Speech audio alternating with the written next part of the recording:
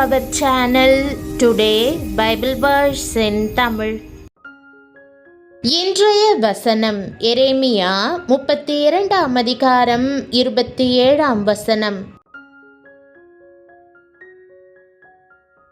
கிறிஸ்துவுக்குள் பிரியமானவர்களே, எல்லா கதவுகளும் மூடப்பட்டு விட்டது. இது இனி உங்கள் வாழ்க்கையில் நடக்காது என்று நீங்கள் முடிவு செய்து விட்டீர்களா? ஆனால் நீங்கள் நினைப்பது தவறாக இருக்கலாம். இன்றைக்கு தேவன் உங்களிடம் ஒரு கேள்வி கேட்கிறார். இதோ, நான் மாம்சமான யாவருக்கும் தேவனாகிய கர்த்தர். என்னாலே செய்யக்கூடாத அதிசயமான காரியம் ஒன்றுண்டோ? கர்த்தர் மேல் நம்பிக்கையாயிருக்கிற மனுஷன் ஒருபோதும் பலன் கொடுக்காத மரம் போல் அல்லாமல் ஒருபோதும் வாடாத தண்ணீர்கள் அண்டையில் நிற்கிற மரம் போல செழித்திருப்பான். மனுஷீக பலன் தோல்வியுறும்போது, எல்லா கதவுகளும் மூடப்பட்டவையாக காணப்படும் போது, தேவன் என்னால் கூடாத காரியம் எதுவும் உண்டோ என்று கேட்கிறார். கூடாதவை என்று நீங்கள் கூறும் காரியங்கள் யாவும் அவரது வல்லமையால் கூடும். நீங்கள் இது நடக்காது என்று நினைக்கிறீர்கள். ஆனால் தேவன் சொல்கிறார், என்னாலே எல்லாம் கூடும். இன்றைக்கு இதோ, நான் மாம்சமான யாவருக்கும் தேவனாகிய கர்த்தர். என்னாலே செய்யக்கூடாத அதிசயமான காரியம் ஒன்றுண்டோ என்ற வாக்குத்தத்தத்தை ஆண்டவர் தருகிறார். ஆம், நம்மோடு அவர் பேசுகிறார். கர்த்தர் உங்களிடம் என்னாலே செய்யக்கூடாத அதிசயமான காரியம் ஒன்றுண்டோ என்று கேட்கிறார். தம்மால் கூடாத காரியம் ஒன்றுமில்லை என்று அவர் நினைவுபடுத்துகிறார். வேதம் கர்த்தரே வானத்தையும் பூமியையும் உண்டாக்கினார் என்று கூறுகிறது. அவர் எப்படி அவற்றை உண்டாக்கினார்? தமது மகா வல்லமையாலும் நீட்டப்பட்ட கரத்தினாலும் உருவாக்கினார். பிரியமானவர்களே, அவரால் கூடாததென்று எதுவுமில்லை. ஆகவேதான் யோபு, தேவரீர் சகலத்தையும் செய்ய வல்லவர், நீர் செய்ய நினைத்தது தடைபடாது என்பதை அறிந்திருக்கிறேன் என்று கூறுகிறான். இது என் வாழ்வில் நடக்குமா? நடக்கவே நடக்காது என்று நாம் கூறலாம். இந்த மனுஷன் மிகவும் பிடிவாதமானவன், அல்லது இந்த பொல்லாத ஆவி என்மேல் மிகவும் வல்லமையாக இறங்குகிறது என்று நீங்கள் சொல்லலாம். இந்த காரியம் என் வாழ்வில் ஒருபோதும் நடக்கவே நடக்காது என்று கூட நீங்கள் கூறிக்கொண்டிருக்கலாம். ஆனால் கர்த்தர் என்னால் செய்யக்கூடாத காரியம் ஒன்று இருக்கிறதா என்று கேட்கிறார். மனுஷரால் இது கூடாததுதான், தேவனால் இது கூடாததல்ல.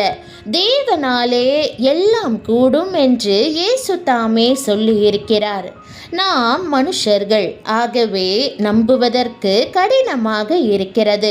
அதனால்தான் இயேசு மனுஷரால் இது கூடாது என்று கூறியிருக்கிறார். ஆனால் நான் தேவன், இந்த பூமியிலும் பரலோகத்திலும் பூமிக்கு கீழாகவும் சகல அதிகாரமும் எனக்குள்ளது, எல்லாவற்றையும் என்னால் செய்ய முடியும் என்கிறார்.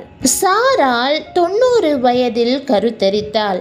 நீ கருத்தரிப்பா என்று கர்த்தருடைய வார்த்தை அவளுக்கு வந்தபோது அவளால் அதை விசுவாசிக்க முடியவில்லை.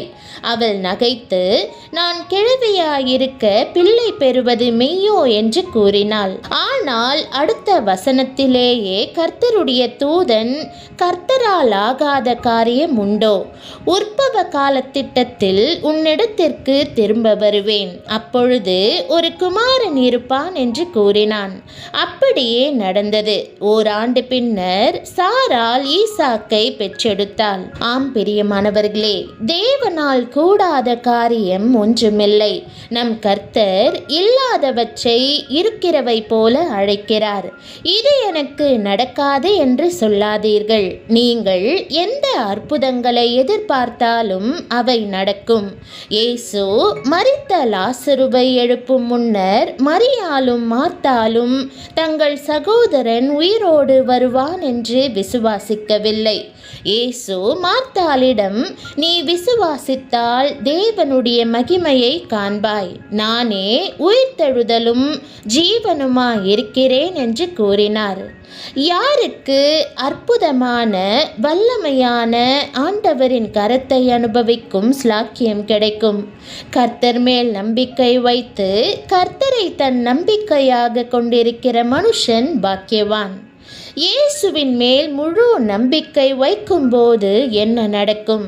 அவன் தண்ணீர் அண்டையிலே நாட்டப்பட்டதும் கால்வாய் ஓரமாக தன் வேர்களை விடுகிறதும் உஷ்ணம் வருகிறதை காணாமல் இலை பச்சையாயிருக்கிறதும் மழை தாழ்ச்சியான வருஷத்திலும் வருத்தமின்றி தப்பாமல் கனி கொடுக்கிறதுமான மரத்தை போலிருப்பான் என்று வேதம் பதில் கூறுகிறது.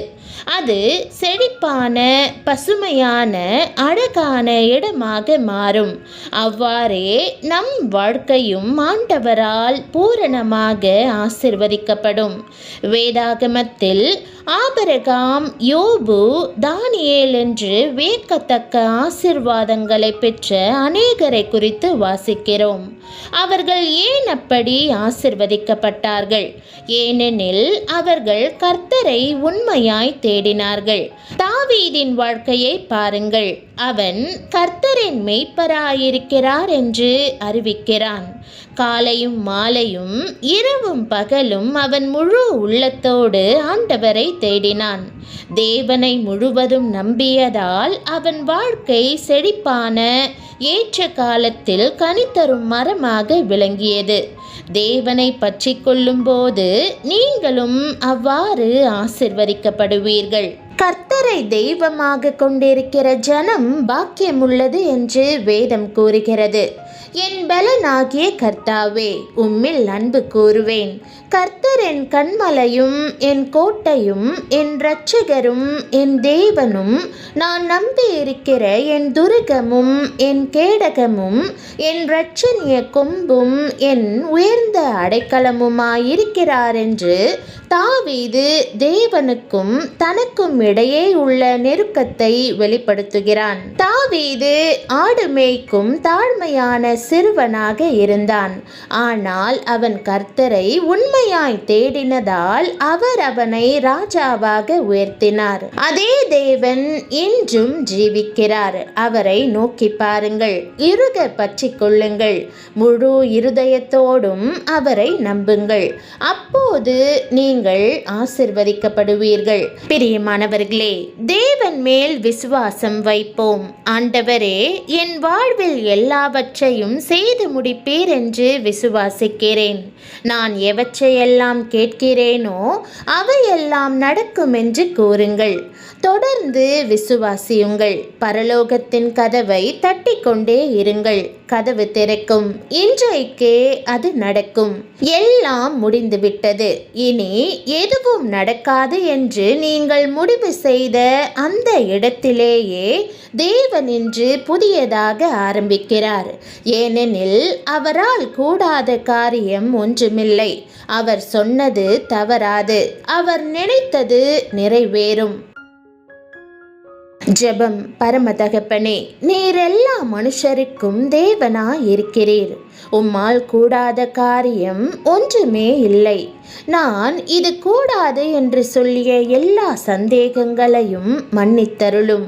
உம்மால் எல்லாவற்றையும் செய்ய முடியும் என்று இன்று முழு இருதயத்தோடும் விசுவாசிக்கிறேன்.